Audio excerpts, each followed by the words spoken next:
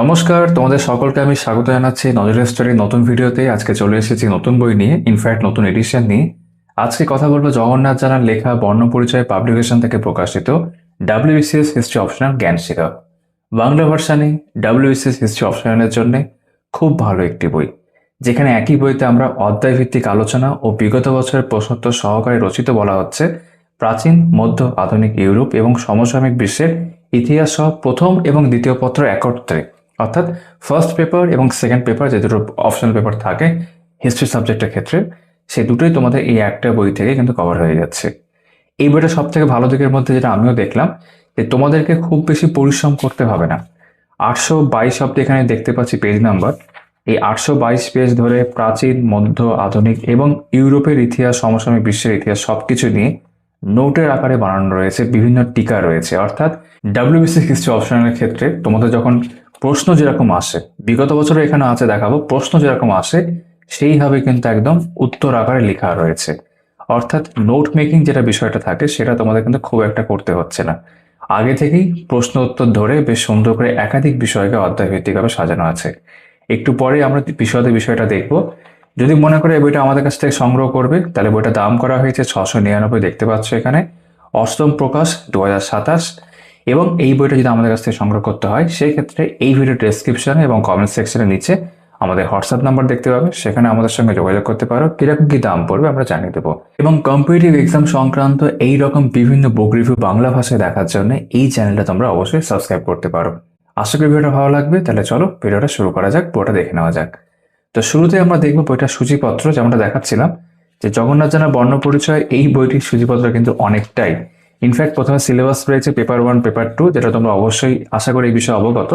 বাকি তো বইটা পেজ কোয়ালিটি, প্রিন্টিং জগন্নাথ জানা স্যারের অন্যান্য বইগুলোর মতোই বেশ ভালো। সূচিপত্রের মধ্যে একটু সংক্ষেপে দেখায়, যেমন এই যে প্রাচীন ভারত দেখতে পাচ্ছ, প্রথম পত্র বিভাগ ক। একাধিক বিষয় যেগুলো রয়েছে, বিভিন্ন ধরো যেগুলো তোমরা পড়ো, সেইগুলো সম্পর্কে কিন্তু টিকা আকারে বলো বা প্রশ্নোত্তর আকারে সুন্দর করে দেওয়া রয়েছে। একই রকমের মধ্যযুগের ভারত এর লেখাই রয়েছে প্রথম পত্র বিভাগ খ। তারপর এই যে মধ্যযুগ ভারত প্রথম পত্র বিভাগ খ চলছে। আধুনিক ভারত দ্বিতীয় পত্র বিভাগ ক। আমি এগুলো সব এখানে এখন পড়ছি না, কারণ আমরা দেখবো একটু পরে ভেতরে। ইউরোপের ইতিহাস ও সমসাময়িক বিশ্ব দ্বিতীয় পত্রের ক্ষেত্রে বিভাগ খ। এইভাবে কিন্তু রয়েছে, ঠিক আছে, 822 পেজ অব্দি। এবং এখান থেকে আমরা বিগত বছরগুলো দেখতে পাচ্ছি। বিগত বছরে বেশ কিছু প্রশ্নের সমাধান আমরা দেখবো, যেমন এখানে পরপর বিগত বছরগুলো আছে। তোমাদের আমি একটা সমাধানও দেখিয়ে দিচ্ছি, আমরা পরেও দেখবো যদিও। এই যেমন আমরা আসলাম 475 নম্বর পেজে। এটা ডাব্লিউবিসিএস 2021 জিজ্ঞেস করা হয়েছিল, চিরস্থায়ী বন্দোবস্তের ফলাফল আলোচনা করো, অথবা চিরস্থায়ী বন্দোবস্তের ফলে বাংলার কৃষকদের কি দুরবস্থা হয়েছিল। সুন্দর করে একদম ব্যাখ্যা আকারে দেখো লেখাই রয়েছে, যেই পরিমাণ দরকার সেই পরিমাণ যেরকমটা হয়। তো এইভাবেই তো এখানে বিগত বছর যে 2014 সালের প্রশ্ন আছে, একদম 23 সাল অব্দি রয়েছে। এই যে 2015 সাল, পেপার 1, পেপার 2 দুটোই থাকছে। 2016 সাল, 17 সাল, 18 সাল, 19। প্রশ্নগুলো ইংরেজিতেই আছে, কিন্তু পুরো বইতে তোমরা সমাধান সবকিছু দেখতে হবে বাংলাতেই। এই যে তারপর এখানে 21 সাল, 22 এবং 23 বিগত বছরগুলো হয়ে গেল। একই সঙ্গে আইএস পরীক্ষার বিগত বছর, মানে ইউপিএসসি কথা বলা হচ্ছে, তারও কিন্তু প্রশ্নপত্র এখানে রয়েছে, কারণ সেই পরীক্ষার জন্য কিন্তু এই বইটা অ্যাপ্লিকেবল। তারও 2014, 15, 16, 17 এবং 18 প্রশ্নপত্র রয়েছে। এখানে জগন্নাথ জানার অন্যান্য বইগুলোর তোমরা কভার ফটো দেখতে পাচ্ছ, যেমন আপার প্রাইমারি টেট রয়েছে, তার সোশ্যাল স্টাডিজ, সোশ্যাল সায়েন্স, ইতিহাসে যে মাদার বই নেটের ক্ষেত্রে সেটা রয়েছে, এখানে এমসিকিউ বইটা রয়েছে। এগুলো কিন্তু সব আমাদের এই চ্যানেলেও ভিডিও করা আছে, নজর স্টাডিতে, তোমরা চাইলে ইউটিউবে সার্চ করে দেখতে পেয়ে যাবে। আরও বেশ কিছু বই, স্কুল সার্ভিস, ইতিহাস, ইউরোপের ইতিহাস, হিস্ট্রি জ্ঞান শেখা, এই মাদার বই যেটা বলছিলাম ইতিহাসের ক্ষেত্রে, এগুলো সব কিন্তু ভিডিও রয়েছে চ্যানেলে। তো প্রাচীন ভারত, অ্যানশিয়েন্ট ইন্ডিয়া প্রথমে আমরা দেখছি। আমরা এখানেই পরপর দেখে নেবো কি কি বিষয় পরপর থাকছে, ওই জন্য সূচিপত্র আলাদা করে বললাম না, পরপর এখানেই দেখে নেওয়া যাক। তো প্রথমে রয়েছে সোর্সেস, আর্কিওলজিক্যাল সোর্সেস উল্লেখ করা আছে। প্রথম যে বিষয়টা সেটা দেখতে পাচ্ছি, বা প্রথম আমরা কি বলবো এটাকে, প্রশ্ন এবং সমাধান। বিভিন্ন প্রত্নতত্ত্ববিদ ও তাদের অবদান তুমি কিভাবে ব্যাখ্যা করবে, এটা যদি প্রশ্ন থাকে, তার সমাধান কি হবে সেটা সুন্দর করে স্যার এখানে লিখেছেন। তোমরা চাইলে ভিডিও থামিয়ে পড়তেও পারবে। প্রত্নতত্ত্বের গুরুত্ব আলোচনা করো, প্রত্নতত্ত্ব সম্পর্কে তোমার মতামত দাও। টিকা যেরকম হয় টিকাও দেখবে এরপর আছে সব সুন্দর করে, যেমনটা বলছিলাম নোটস কিন্তু বানানোই থাকছে। তোমরা যদি নিজেরা নোট মেকিং করো তাহলে কিন্তু এই বইটা পাশে রেখে তোমরা কিন্তু আরো বেটার নোট মেকিং এ নিজেদেরকে সাহায্য করতে পারো। ভারতের প্রত্নতত্ত্ব চর্চার সূত্রপাত কিভাবে হয়েছিল সেই সম্পর্কে তোমার মতামত দাও, অথবা প্রত্নতত্ত্বের বিকাশ কিভাবে হয়েছিল। প্রাচীন ভারতের ইতিহাস রচনায় মুদ্রা ও বিদেশি লিপির গুরুত্ব আলোচনা করো। প্রাচীন ভারতের ইতিহাস রচনায় দেশি লিপির গুরুত্ব আলোচনা করো। ভারতের ইতিহাসে ভৌগোলিক বৈচিত্র্য বলতে কি বোঝো, অথবা ভারতের মূলগত ঐক্যের ধারণাটি বা বৈচিত্র্যের মধ্যে ঐক্যের ধারণাটি ব্যাখ্যা করো। দেখো ভালো করে দেওয়া রয়েছে। আবারও বলবো, ভিডিও থামে তোমরা যদি মনে করো 1080 করে দেখলে এই লেখাগুলো পড়তেও পারবে। প্রাচীন ভারতের ইতিহাস রচনায় দেশীয় ধর্মগ্রন্থ, জীবনী গ্রন্থ ও কাহিনী গ্রন্থের গুরুত্ব আলোচনা করো। ভারতবর্ষের নামকরণ নিয়ে বিভিন্ন মতবাদগুলি আলোচনা করো। ভারতের ইতিহাসে বিন্ধ্য পর্বতের প্রভাব কতখানি। ভারতের ভৌগোলিক বিভাজন আলোচনা করো এবং হিমালয় কিভাবে ভারতবর্ষকে রক্ষা করে আসছে আলোচনা করো, অথবা ভারতবর্ষকে হিমালয়ের দান কেন বলা হয়। তারপর সোর্সেস, এবার দেখছি লিটারি সোর্সেস যেগুলো আছে। প্রাচীন ভারতের ইতিহাসের উপাদানগুলি আলোচনা করো। প্রাচীন ভারতীয় ইতিহাস রচনায় সাহিত্যধর্মী উপাদান আলোচনা করো, অথবা প্রাচীন ভারতীয় ইতিহাস রচনায় দেশি ও বিদেশি লেখকদের অবদান আলোচনা করো। দেখতেই পাচ্ছ কত ভালো করে লেখা রয়েছে। প্রাচীন ভারতীয় ইতিহাস রচনায় প্রত্নতাত্ত্বিক উপাদানগুলি আলোচনা করো, অথবা প্রাচীন ভারতীয় ইতিহাস রচনায় লিপি, মুদ্রা ও স্থাপত্যের গুরুত্ব আলোচনা করো। অথবা দিয়েও কিন্তু প্রশ্নগুলো থাকছে, ইতিমধ্যে খেয়াল করছো। মানে একটাই প্রশ্নকে কতভাবে করা যেতে পারে, কেন অথবা দিয়েও আসে পরীক্ষাতে। প্রাচীন ভারতের বিভিন্ন গ্রন্থসমূহ ও তাদের বিষয়বস্তু আলোচনা করো, অথবা প্রাচীন ভারতের ইতিহাস রচনায় বেদের গুরুত্ব আলোচনা করো। যেহেতু গ্রন্থের কথা বলা হচ্ছে, বেদ প্রাচীন গ্রন্থ, তো সেইভাবে কিন্তু দেখতে পাচ্ছ। টিকা লেখো রামায়ণ ও মহাভারত। টিকা এরকম আমরা আরো দেখবো, কারণ এরকম প্রশ্ন আসে। টিকা লেখো পুরাণ অথবা পুরাণের গুরুত্ব আলোচনা করো। পুরাণ ও তার গুরুত্ব। টিকা লেখো স্থিতিগ্রন্থ। টিকা লেখো সূত্র সাহিত্য ও ধর্মগ্রন্থ। টিকা লেখো ব্রাহ্মণ ও উপনিষদ। তোমরা লক্ষ্য করছো কিন্তু চ্যাপ্টার ওয়াইজ ভাবে কিন্তু বিষয়গুলো এগোচ্ছে, যেভাবে চ্যাপ্টারগুলো থাকে একদম মানে হিস্টোরিক্যাল সোর্সেস থেকে শুরু হয়েছে, সেইভাবে কিন্তু আমরা এগোচ্ছি। প্রতিবাদী ধর্মের উন্মেষে উপনিষদ বা নতুন দর্শন তত্ত্বের প্রভাব কি ছিল। টিকা লেখো নাট্যশাস্ত্র। টিকা লেখো ভারতীয় সঙ্গীত। টিকা লেখো ব্যাকরণ গ্রন্থ ও শব্দকোষ। প্রাচীন ভারতের বিজ্ঞান চর্চা ও প্রযুক্তিবিদ্যা সম্পর্কে আলোচনা করো। এটা অনেকটাই রয়েছে। এখান থেকে দেখছি ফরেন অ্যাকাউন্ট সোর্সেসের মধ্যেই আছে। প্রাচীন ভারতবর্ষে আগত বিদেশি ভ্রমণকারী ও তাদের অবদান আলোচনা করো। এই যে মেগাস্থিনিসের চোখে ভারত। আলেকজান্ডারের ভারত আক্রমণের সুদূর প্রসারী বা পরোক্ষ ফলাফল আলোচনা করো। টিকা লেখো ফাহিয়েন। এরপরে রয়েছে টিকা লেখো তীর্থযাত্রীদের রাজকুমার হিউয়েনসাং। টিকা লেখো ইয়ৎসিং। প্রাচীন ভারতের ইতিহাস রচনায় গ্রিক, মুসলিম, রোমান, চীনা ও তিব্বতীদের বিবরণ আলোচনা করো। তারপর এখানে দ্য হরপ্পান সিভিলাইজেশন পরবর্তী অধ্যায় নিয়ে দেখতেই পাচ্ছ। টিকা লেখো মানুষের উদ্ভব ও বিকাশ। টিকা লেখো নবাশ্বীয় অধ্যায় সম্পর্কে অনুসন্ধান। টিকা লেখো নিম্ন পুরাপ্রস্তর যুগ।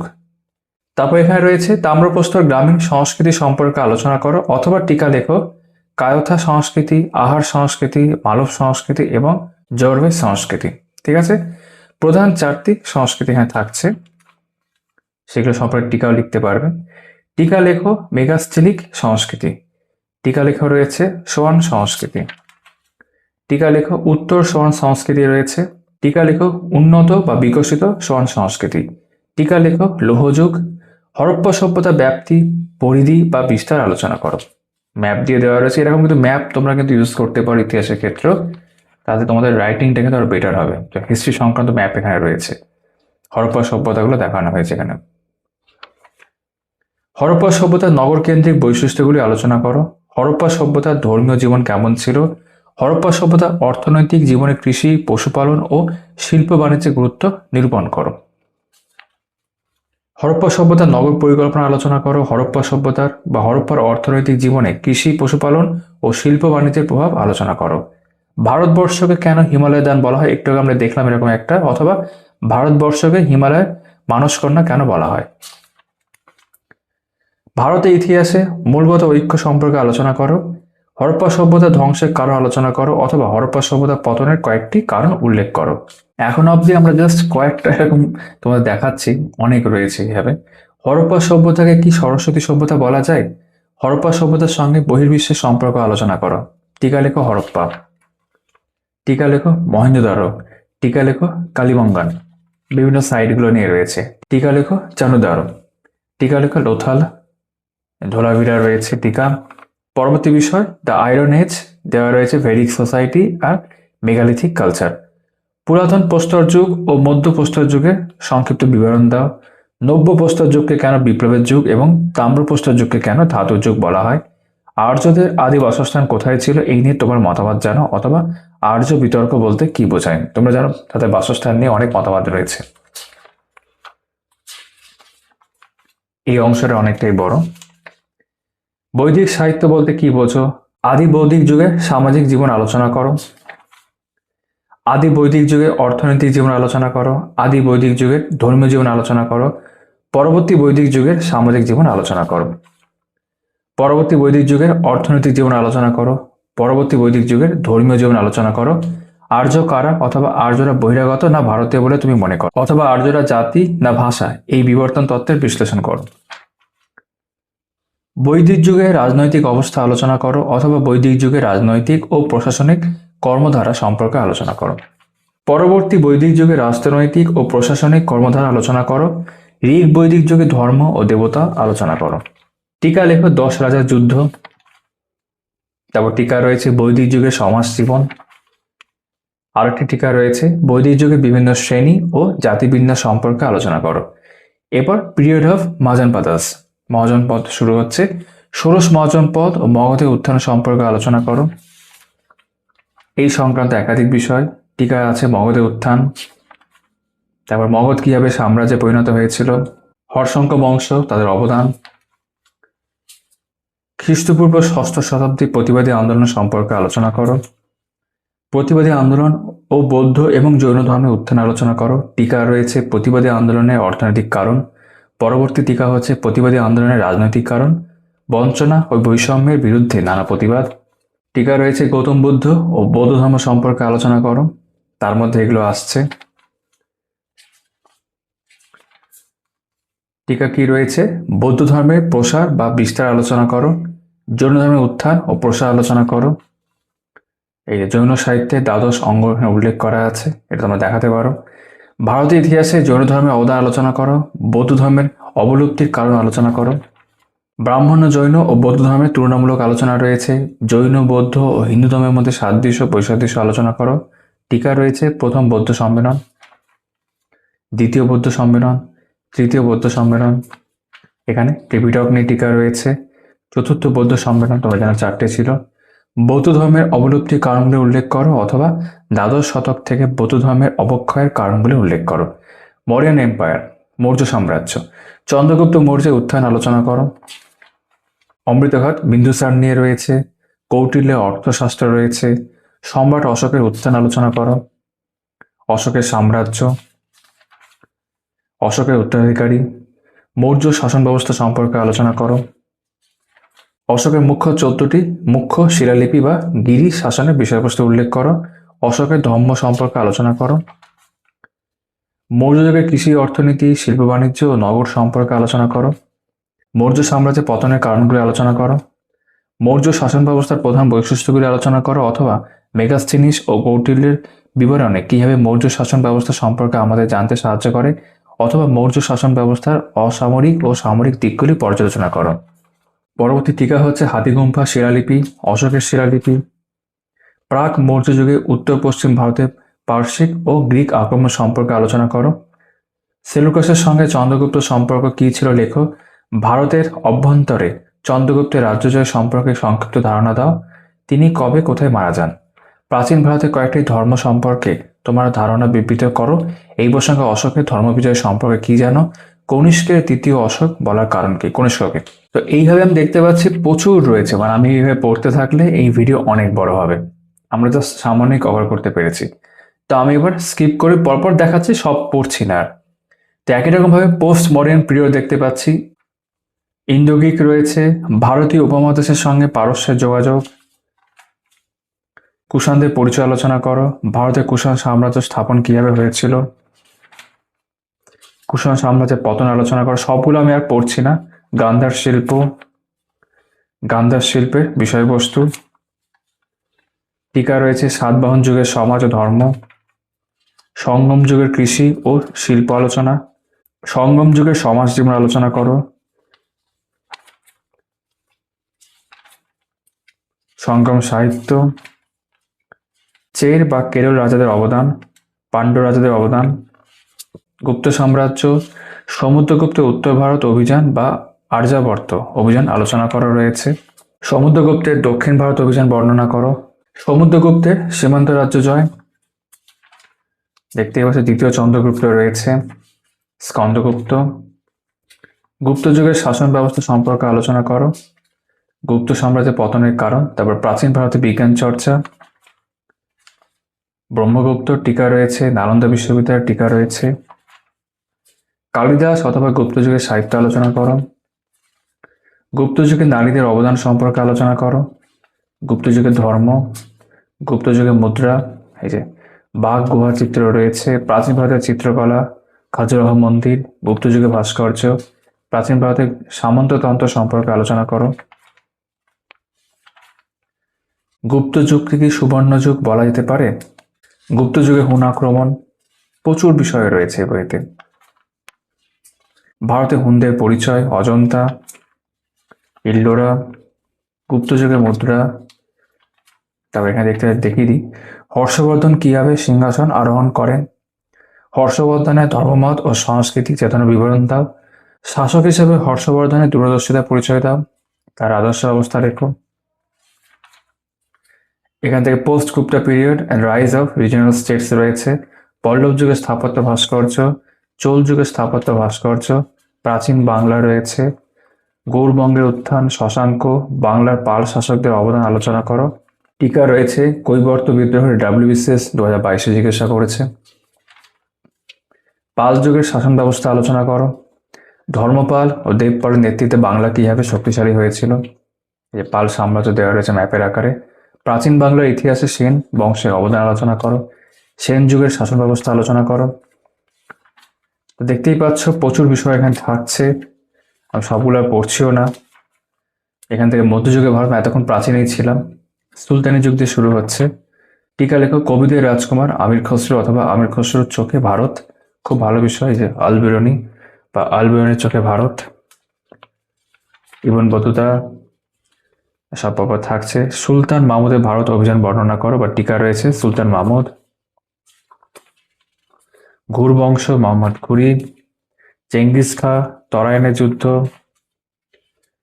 ইলতুৎমিশকে কি দিল্লির সুলতানি সাম্রাজ্যের প্রকৃত প্রতিষ্ঠাতা বলা যায়, অথবা ইলতুৎমিশ কিভাবে দিল্লিতে সুলতানি সাম্রাজ্যকে গড়ে তুলেছিল। বলবনের রাজতান্ত্রিক আদর্শ সম্পর্কে আলোচনা করো। শাসক হিসাবে বলবনের কৃতিত্ব আলোচনা করো। আলাউদ্দিন খিলজির মঙ্গল আক্রমণ সম্পর্কে আলোচনা করো। আলাউদ্দিন খিলজির শাসন ব্যবস্থা সম্পর্কে আলোচনা করো, অথবা আলাউদ্দিন খিলজির শাসন ব্যবস্থা সুলতানি যুগে কতটা আধুনিক ছিল, এবং আলাউদ্দিন খিলজির অর্থনৈতিক, রাজস্ব সংস্কার ও বাজার ব্যবস্থা সম্পর্কে আলোচনা করো। মোহাম্মদ বিন তুগলকের বিভিন্ন গঠনমূলক দিকগুলি আলোচনা করো। সুলতানি যুগে আকবর কাকে কেন বলা হয়, অথবা ফিরোজ শাহ তুগলকের জনহিতকর কার্যাবলী আলোচনা করো। সুলতানি সাম্রাজ্যের পতনে ফিরোজ শাহ তুগলকের দায়িত্ব নিরূপণ করো। ভারতের ইতিহাসে তৈমুর লংয়ের অবদান আলোচনা করো, অথবা টিকা লেখো তৈমুর লং। সুলতানি সাম্রাজ্যের পতনের বিভিন্ন কারণগুলি আলোচনা করো। এই প্রসঙ্গে মোহাম্মদ বিন তুগলক ও ফিরোজ শাহ তুগলকের দায়িত্ব আলোচনা করো। বাংলার ইতিহাসে ইলিয়াস শাহী ও হুসেন শাহী যুগের সাহিত্যিক উন্নতি ও শিল্প স্থাপত্যের বিকাশ আলোচনা করো।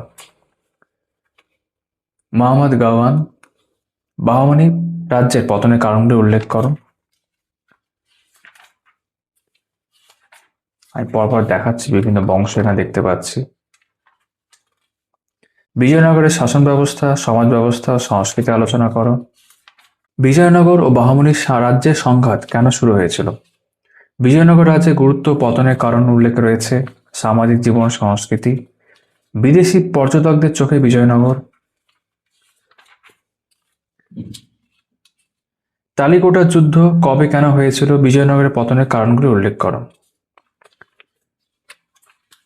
আমরা সামনের দিকে এগিয়ে যাচ্ছি। পশ্চিম ভারতের রাজ্য গুজরাট। এখানে ভক্তিবাদ রয়েছে। ভক্তিবাদ আন্দোলনের সাধক বর্গগণ সম্পর্কে আলোচনা করো অথবা টিকা লেখো। রামানুজ, রামানন্দ, বল্লভাচার্য, শ্রী চৈতন্য, কবির, নানক, শঙ্করাচার্য। ভক্তি আন্দোলনে কবির, গুরু নানক, চৈতন্যদেবের অবদান। সুফিবাদের উৎপত্তি এবং পালনীয় নির্দেশসমূহ ও বিশেষ বৈশিষ্ট্যগুলি আলোচনা করো। সুলতানি যুগের বিভিন্ন উপাদানগুলি সংক্ষিপ্ত পরিচয় দাও। সুলতানি যুগের সাহিত্য সম্পর্কে রয়েছে। সুলতানি যুগে মুদ্রা ব্যবস্থার পরিচয় রয়েছে। সঙ্গীত চর্চা, আমি সবগুলো পড়ছি না, অনেক কিছু থাকছে এখানে, দেখতেই পাচ্ছ। শিল্প প্রযুক্তি, নগরায়ন। সুলতানি যুগে চিত্রকলার উন্নতি সম্পর্কে আলোচনা করো। এখান থেকে মধ্যযুগে ভারত শুরু হলো, মেডিভেল। এই যে ক্যাপ্টেন উইলিয়াম হকিংস। মধ্যযুগের ইতিহাস রচনায় বিভিন্ন উপাদানগুলি আলোচনা করে। এই প্রসঙ্গে আত্মজীবনীর গুরুত্ব লেখন। মুঘল সম্রাট হুমায়ুনের সঙ্গে আফগানদের দ্বন্দ্ব আলোচনা করো। আকবরের রাজপুত নীতি আলোচনা করো অথবা আকবরের রাজপুত নীতি কি বৈবাহিক সম্পর্কের মধ্যে দিয়ে শক্ত ভিতের উপর গড়ে উঠেছিল অথবা আকবর রাজপুত নীতি গ্রহণে কতটা সফল হয়েছিলেন। ডাব্লিউবিসিএস 2022 সালের প্রশ্ন। হিন্দুদের প্রতি আকবরের নীতি সম্পর্কে আলোচনা করো। ডাব্লিউবিসিএস 2022। আকবরের জনহিতকর সংস্কার বিশ্লেষণ করো। আকবরের নবরত্ন রাজসভার বর্ণনা দাও অথবা টিকা লেখো। আবুল ফজল। জাহাঙ্গীরের আমলের স্থাপত্য আলোচনা করো। শাহজাহানের দাক্ষিণাত্য নীতির বর্ণনা দাও।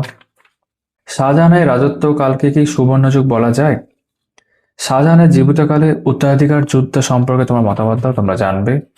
মুঘল সাম্রাজ্যের পতনে শাহজাহানের দায়িত্ব কতখানি বলে তুমি মনে করো? অরঙ্গজেবের ধর্মনীতি কতটা গোড়া তথা রক্ষণশীল ছিল? অরঙ্গজেবের দাক্ষিণাত্য নীতি মুঘল সাম্রাজ্যের পতনের জন্য কতটা দায়ী ছিল? মুঘল সাম্রাজ্যের পতনের বিভিন্ন কারণগুলি আলোচনা করো। মুঘল মারাঠা দ্বন্দ্ব তুমি কিভাবে ব্যাখ্যা করবে? শিবাজির শাসন ব্যবস্থা পর্যালোচনা করো। টিকা রয়েছে শিবাজির অষ্টপ্রধান। আচ্ছা, এখানে বাংলা 12 ভূঁইয়াদের সংক্ষিপ্ত বর্ণনা রয়েছে। নাদির শাহ, আহমদ শাহ আবদালি। আকবর থেকে অরঙ্গজেব পর্যন্ত মনসবদারি ব্যবস্থা বিবর্তনের উপর একটি টিকা লেখ। 22 সালের একটা প্রশ্ন। শেরশাহের শাসন ব্যবস্থা পর্যালোচনা করো অথবা দ্বিতীয় আফগান বংশের শাসক শেরশাহ কতটা আধুনিক শাসন ব্যবস্থা গড়ে তুলতে পেরেছিলেন। 22 সালের প্রশ্ন। আকবরের শাসন ব্যবস্থা কি জনদরদি ছিল? আকবরের মনসবদারি প্রথা কতটা সফল হয়েছিল? আকবরের ধর্মনীতি কি হিন্দু প্রেমী ছিল? মুঘল যুগের সাহিত্য সম্পর্কে আলোচনা করো। মুঘল যুগের সাহিত্য শিল্পের পরিচয় দাও। এইভাবে আমরা সামনের দিকে এগিয়ে যাচ্ছি। অনেক টিকা রয়েছে, আকবর আমলের স্থাপত্য, ঠিক আছে, পরপর আমরা দেখতে পাচ্ছি। মুঘল যুগের স্থাপত্য শিল্প, লাহোর। মুঘল আমলের কৃষকদের স্তরভেদ আলোচনা রয়েছে। মুঘল যুগের মুদ্রা ব্যবস্থা।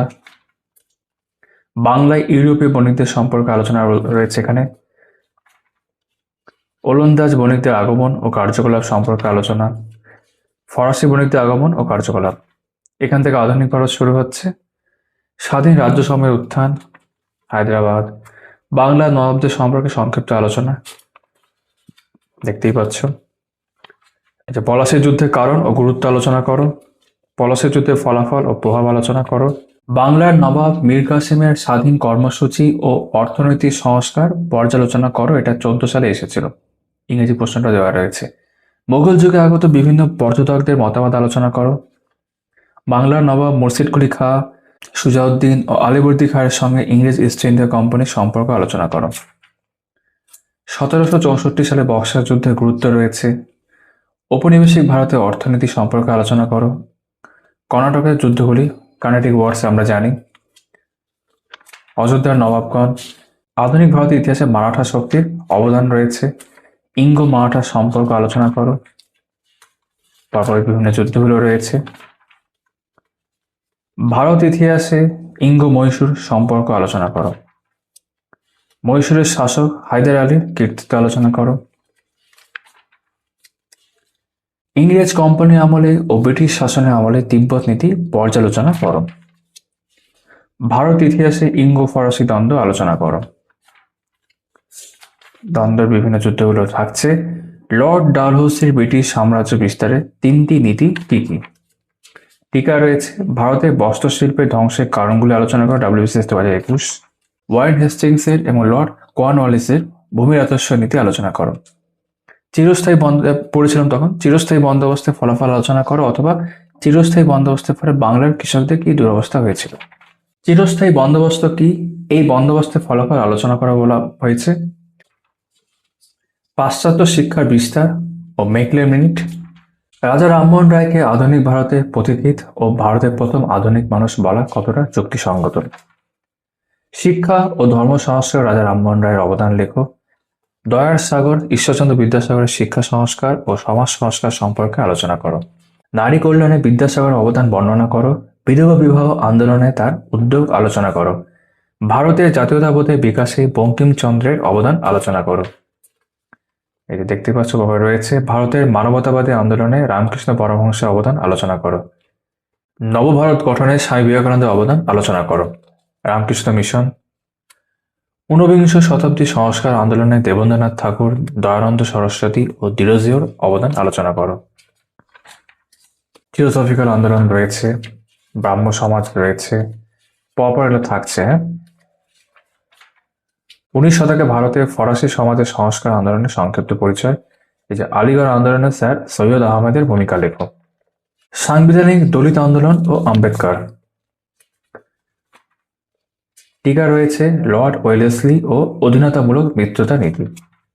ভারতের প্রথম গভর্নর জেনারেল লর্ড উইলিয়াম বেন্টিংকের সংস্কারগুলি আলোচনা করো। তো পরপর আমরা এখানে দেখছি সন্ন্যাসী ও ফকির বিদ্রোহ রয়েছে,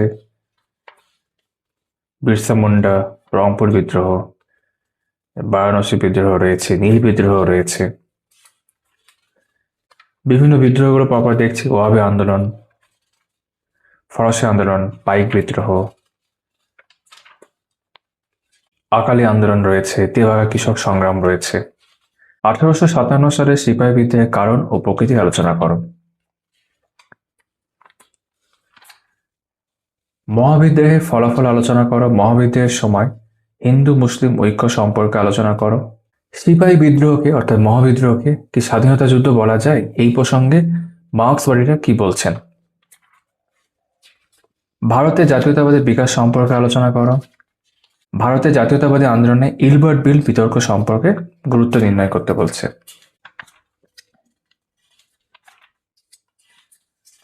ভারতীয় জাতীয় কংগ্রেস প্রতিষ্ঠার পটভূমি বিশ্লেষণ করো, অথবা কংগ্রেস প্রতিষ্ঠায় সেফটি ভালভ তত্ত্বের আলোচনা করো। নরমপন্থী কংগ্রেসের বিভিন্ন কার্যাবলী আলোচনা করো। এই কার্যাবলীর বিরুদ্ধে সরকারি প্রতিক্রিয়া কেমন ছিল? ভারতীয় জাতীয় কংগ্রেসের গুরুত্ব সম্পর্কে আলোচনা করো। কংগ্রেসের চরমপন্থী গোষ্ঠী কিভাবে উদ্ভব হয়েছিল তার বর্ণনা দাও। বঙ্গভঙ্গ বিরোধী আন্দোলনের গুরুত্ব নিরূপণ করো বা স্বদেশী আন্দোলনের গুরুত্ব বা ফলাফল আলোচনা করো। স্বদেশী আন্দোলন ও তার প্রসারে রবীন্দ্রনাথ ঠাকুর। ভারতবর্ষে সশস্ত্র বিপ্লব আন্দোলন সম্পর্কে আলোচনা রয়েছে। ভারতের মুক্তি সংগ্রামে গান্ধীজির অবদান রয়েছে। জাতীয় নেতারূপে গান্ধীজির উত্থান তুমি কিভাবে ব্যাখ্যা করবে? রোলাট সত্যাগ্রহ রয়েছে। হোম রুল লীগ গঠনে অ্যানি বেসান্ট ও বাল গঙ্গাধর তিলকের ভূমিকা আলোচনা করো। খিলাফত আন্দোলন সম্পর্কে আলোচনা করো। জালিয়ানওয়ালাবাগের হত্যাকাণ্ড সম্পর্কে আলোচনা করো। অসহযোগ আন্দোলনের বিভিন্ন দিকগুলি আলোচনা করো।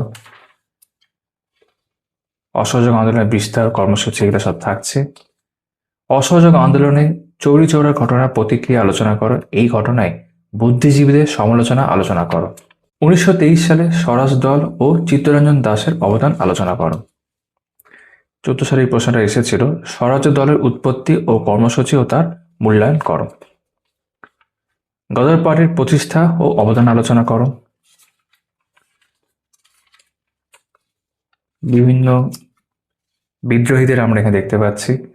সাইমন কমিশনের রিপোর্ট ও তার বিরুদ্ধে আন্দোলন কী ছিল? নেহেরু রিপোর্ট। মহাত্মা গান্ধী কেন 1930 সালে আইন অমান্য আন্দোলন শুরু করেছিলেন? বারদৌলি সত্যাগ্রহ এখানে রয়েছে। ভারত ছাড়ো আন্দোলনের কর্মসূচি ও ব্যাপ্তি আলোচনা করো, অথবা ভারত ছাড়ো আন্দোলনে মাতঙ্গিনী হাজরার অবদান আলোচনা করো, অথবা ভারত ছাড়ো আন্দোলনে ব্যর্থতা ও গুরুত্ব আলোচনা করো। গান্ধী সুভাষ দ্বন্দ্ব আলোচনা করো, ভারতের শ্রমিক সংগঠন সম্পর্কে আলোচনা করো। তো আমরা এরকম আধুনিক ভারতের মধ্যে থেকে অনেক কিছু দেখতে পাচ্ছি। এই যে 1875 সালে দাক্ষিণাত্যে কৃষক বিদ্রোহ সম্পর্কে আলোচনা করো, ভারতবর্ষের কৃষক আন্দোলন সম্পর্কে আলোচনা করো, ভারতের মুক্তি সংগ্রামে আজাদ হিন্দ ফৌজের গুরুত্ব আলোচনা করো, অথবা ভারতের স্বাধীনতা আন্দোলনে সুভাষচন্দ্র বসুর ভূমিকা আলোচনা করো। আজাদ হিন্দ বাহিনী বিচারকে কেন্দ্র করে ভারতে সংগঠিত গণ অভ্যুত্থানের পরিচয় দাও। ভারতের স্বাধীনতা আন্দোলনে মোহাম্মদ আলী জিন্নাহর অবদান আলোচনা করো, অথবা পাকিস্তান রাষ্ট্র গঠনে জিন্নাহর কৃতিত্ব নিরূপণ করো। ঠিক আছে, এরকম একাধিক বিষয় এখানে রয়েছে। 1946 নৌবিদ্রোহ রয়েছে, নৌবিদ্রোহের কারণ ও ফলাফল, লর্ড কার্জন কেন বঙ্গভঙ্গের সিদ্ধান্ত গ্রহণ করেছিলেন, বিভিন্ন অ্যাক্টগুলো নিয়ে এখানে দেখতে পাচ্ছি। পরপর 1919 সালে ভারত শাসন আইন, মন্টেগু চেমসফোর্ড আন্দোলন সম্পর্কে আলোচনা করো। ভারতের স্বাধীনতা আইনের 1947 তাৎপর্য আলোচনা করো।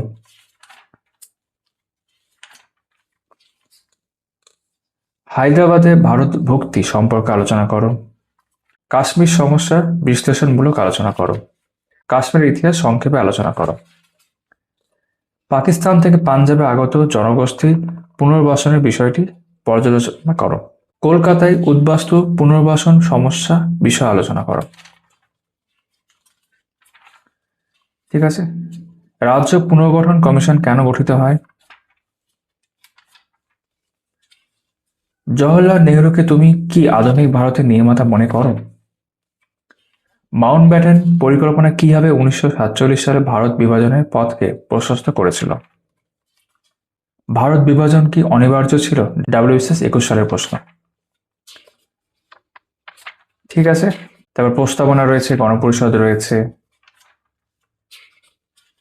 জোট নিরপেক্ষ আন্দোলনে বেলগ্রেড সম্মেলনের গুরুত্ব সম্বন্ধে লেখো। কাশ্মীর সমস্যা সম্পর্কে আলোচনা করো। ইন্ডো চীনের স্বাধীনতা আন্দোলন এখানে রয়েছে। ইউরোপের ইতিহাস ও সমসাময়িক বিশ্ব, ইউরোপের নবজাগরণ সম্পর্কে আলোচনা করো। ভৌগোলিক আবিষ্কার সম্পর্কে আলোচনা রয়েছে। ফরাসি বিপ্লবের পেছনে দার্শনিকদের অবদান কতখানি ছিল? 1889 খ্রিস্টাব্দে ফরাসি বিপ্লবের পেছনে বিভিন্ন কারণ এখানে রয়েছে। সন্ত্রাসের রাজত্ব, নেপোলিয়নের সংস্কার সম্পর্কে আলোচনা করো। টিকা রয়েছে কোড নেপোলিয়ন। মহাদেশীয় ব্যবস্থা, আমেরিকার স্বাধীনতা যুদ্ধের কারণ, ফলাফল ও সাফল্য লাভের কারণ আলোচনা করো। আমেরিকার গৃহযুদ্ধ সম্পর্কে আলোচনা করো। শিল্প বিপ্লব কি, অথবা শিল্প বিপ্লব বলতে কি বোঝো, অথবা শিল্প বিপ্লবের ফলাফল বর্ণনা করো। জার্মানির শিল্প বিপ্লব সম্পর্কে কি জানো? জার্মানির শিল্প বিপ্লব জার্মানির যুব সমাজের মধ্যে কতটা কর্মসংস্থান তৈরি করতে পেরেছিল। তারপর রাশিয়ার শিল্প বিপ্লব সম্পর্কে একই রকম ভাবে রয়েছে। ইতালিতে জাতীয়তাবাদী ভাবধারা ও ঐক্য আন্দোলন সম্পর্কে আলোচনা করো। দেখতেই পাচ্ছ পরপর রয়েছে। এই যে বিসমার্কের রক্ত ও লৌহ নীতি। এশিয়া ও আফ্রিকা ব্যবচ্ছেদ বলতে কি বোঝো? বলকান সমস্যা। লেনিন তার নয়া অর্থনৈতিক নীতি কেন ঘোষণা করেছিলেন? রুশ বিপ্লবের বলশেভিকদের সাফল্য কারণ কি? রুশ বিপ্লবের জন্য প্রথম বিশ্বযুদ্ধ কতটা দায়ী ছিল? রুশ বিপ্লবে লেনিনের ভূমিকা আলোচনা করতে বলেছে। প্রথম বিশ্বযুদ্ধের জন্য জার্মানি কতটা দায়ী ছিল? প্রথম বিশ্বযুদ্ধের প্রকৃতি কি ছিল? ভার্সাই সন্ধির শর্তাবলী আলোচনা করো। ঐতিহাসিকদের অনুসরণে এই সন্ধির সমালোচনা লেখো। প্রথম বিশ্বযুদ্ধে ভারতীয় শ্রমিক শ্রেণীকে কিভাবে ও কতখানি প্রভাবিত করেছিল? জাতিসংঘের ব্যর্থতার কারণগুলি আলোচনা করো।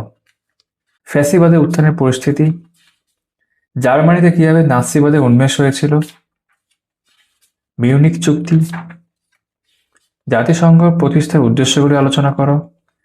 ইটালিতে ফ্যাসিবাদী শক্তির উত্থান আলোচনা করো। দ্বিতীয় বিশ্বযুদ্ধের পিছনে মুসোলিনির ফ্যাসিবাদ কতটা দায়ী ছিল। জার্মানিতে নাৎসিবাদী শক্তির উত্থান আলোচনা করো, অথবা হিটলারের নাৎসিবাদ দ্বিতীয় বিশ্বযুদ্ধের পিছনে কতটা দায়ী ছিল। দ্বিতীয় বিশ্বযুদ্ধের কারণগুলি আলোচনা করতে বলছে। দ্বিতীয় বিশ্বযুদ্ধে হিটলারের দায়িত্ব বিচার করো। তোষণ নীতি কি? লিগ অফ নেশনস বা জাতিসংঘের ব্যর্থতা দ্বিতীয় বিশ্বযুদ্ধে কতটা দায়ী। পার্ল হারবার ঘটনা তোমরা জানো। চীনের বক্সার বিদ্রোহের পটভূমি, তার কারণ রয়েছে। চীনে কমিউনিস্টদের লং মার্চ কেন স্মরণীয়। ভিয়েতনাম যুদ্ধের পটভূমি আলোচনা করো। এখানে অনেকগুলো বিষয় রয়েছে। এখানে জাপানের শিল্প বাণিজ্যের সম্প্রসারণ ও আধুনিকীকরণ সম্পর্কে আলোচনা করো। আফ্রিকা ব্যবচ্ছেদ বলতে কি বোঝায়। ইউরোপীয় জাতিগুলি কিভাবে এশিয়ায় সাম্রাজ্য বিস্তার করেছিল। দেখতে পাচ্ছ এখানে আর অনেক কিছু রয়েছে। জাতিপুঞ্জের গঠনের উদ্দেশ্য, সম্মিলিত জাতিপুঞ্জ, তার সনদ, গঠনতন্ত্র, জাতিপুঞ্জের বিভিন্ন শাখা, জাতিপুঞ্জ জাতিসংঘের তুলনামূলক আলোচনা। বেশ, রাষ্ট্রসংঘ এখানে রয়েছে। ওয়ারশ চুক্তি বা প্যাক্ট রয়েছে এখানে। প্যালেস্টাইনের সমস্যার উদ্ভবের কারণ কি। 1967 সালে আরব ইসরায়েলের যুদ্ধে পটভূমি বিশ্লেষণ করো। আরব জাতীয়তাবাদের উন্মেষের কারণগুলি কি কি। কিউবা সংকটের পটভূমি ও গুরুত্ব লেখো। কোরিয়া যুদ্ধের কারণ এখানে রয়েছে। সুয়েজ সংকটের কারণ ও ফলাফল। মিশরের আধুনিকীকরণের ক্ষেত্রে নাসের ভূমিকা সংক্ষেপে লেখো। তো তোমাদেরকে আমি পুরো বইটাই মোটামুটি দেখালাম। এই যে তৃতীয় বিশ্বের দেশগুলি সম্পর্কে যা জানো লেখো। আশা করি ভিডিওটা তোমাদের ভালো লেগে থাকবে। অনেক টপিক রয়েছে আর অনেক মোটা বই। এই যে তোমাদের দেখা এখানে 824 পেজে শেষ হচ্ছে অ্যাকচুয়ালি। তো চলো, তোমাদের সকলের সাথে আবারও দেখা হচ্ছে পরবর্তী ভিডিওতে। সবাই খুব ভালো থেকো।